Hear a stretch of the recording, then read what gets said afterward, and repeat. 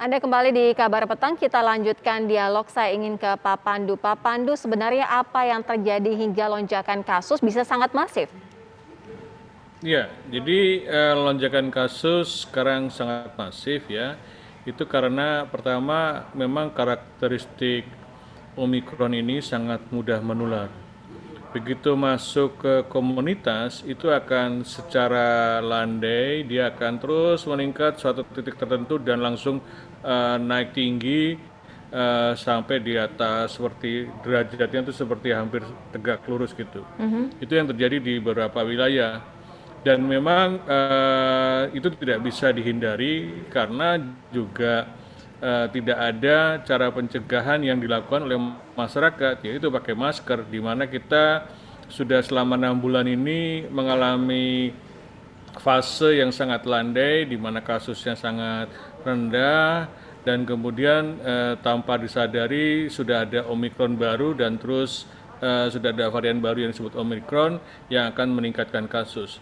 Dan itu akan bisa melampaui puncak Delta, bisa 2 sampai 3 kali. Di beberapa negara juga menggambarkan pola yang hampir sama.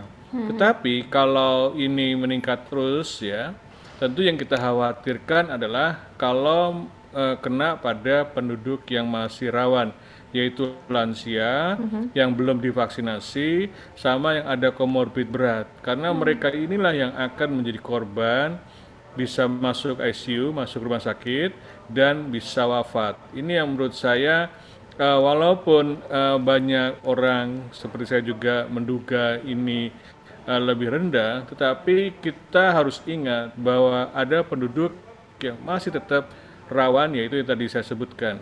Dan kalau ini puncaknya cepat, kita harapkan akan turunnya cepat seperti di banyak negara juga.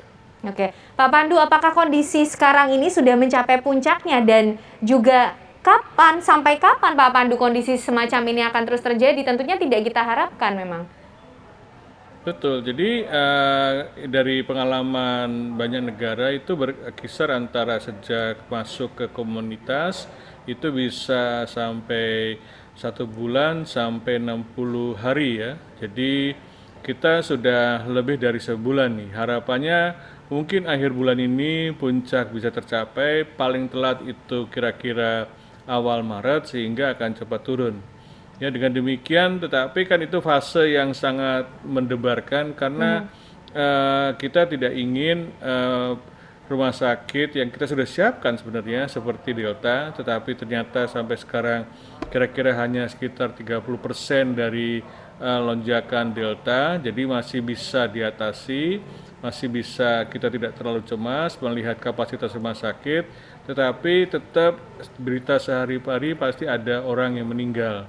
Nah, ini yang kita harus cegah sebenarnya. Kalau kita semuanya mau menggunakan masker, itu akan menekan penularan termasuk klaster keluarga, klaster perkantoran, dan klaster-klaster yang dimana umumnya sih keluarga ya. Ini yang menurut saya harus bisa setiap orang segera melindungi dirinya, selain memakai masker, juga yang belum di booster itu segera sekarang melakukan booster, karena booster itu membantu untuk meningkatkan imunitas kita sehingga risiko untuk kita kena COVID berat tapi tidak risiko terinfeksi itu kita bisa tekan, apalagi risiko untuk wafat, karena 60% yang wafat adalah yang belum divaksinasi dan sisanya adalah lansia dengan komorbid yang sangat berat. Ya, Dr. Alex, PPKM sudah ditingkatkan ke level 3, kemudian masyarakat kembali diingatkan untuk patuhi protokol kesehatan. Artinya langkah seperti apa yang harus kita lakukan agar mencegah penyebaran semakin meluas?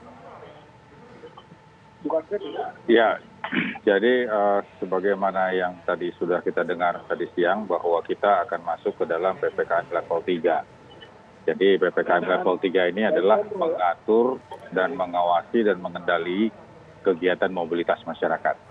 Tentu yang harus kita lihat bahwa pengorganisasian ini harus bisa dilaksanakan secara konsisten dan semua petugasnya harus punya komitmen, baik dari di tingkat pemerintah pusat, di provinsi, kabupaten kota, bahkan sampai di desa dan di kelurahan.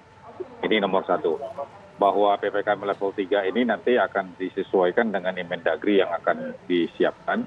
Dalam hal ini tentu Inmendagri itu akan mengatur bagaimana mobilitas masyarakat itu dikategorikan. Tentu di dalam hal ini ada kategori yang kita lihat yang disebut dengan esensial dan non-esensial. Misalnya kegiatan pembelajaran tentu ini pada saat ini sudah terbatas. Dan pembelajaran jarak jauh pasti sudah menjadi pilihan. Kemudian perkantoran misalnya, yang tadinya WFO 50%, 70%, sekarang akan berkurang menjadi 25%. Dan hanya berlaku bagi pegawai yang sudah divaksinasi. Dan kemudian semua pegawai yang masuk kantor harus menggunakan aplikasi Peduli Lindungi. Dan kemudian juga yang paling penting adalah kegiatan makan dan minum. Jadi kegiatan makan dan minum ini juga diatur. Artinya kegiatan makan minum itu ada di warteg, ada di restoran. Tentu ini harus diatur jam bukanya.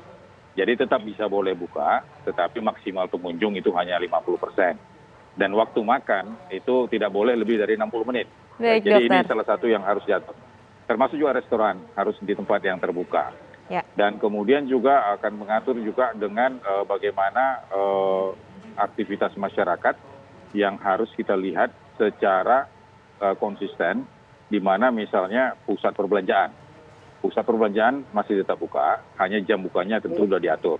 Dan kemudian anak di bawah 12 tahun dilarang masuk, dan kemudian tempat bermain anak ditiadakan. Oke, dokter. Jadi ini mungkin contoh-contoh yang sudah pernah kita exercise di masa lalu, dan ini akan kita exercise kembali. Oke, baik. Terima kasih Dr. Alexander Ginting, Kepala Bidang Penanganan Kesehatan Satgas COVID-19 dan juga epidemiologi Pandu Riono. Pak Pandu, terima kasih sudah bergabung bersama kami. Bapak-bapak, sehat selalu. Terima kasih atas waktunya.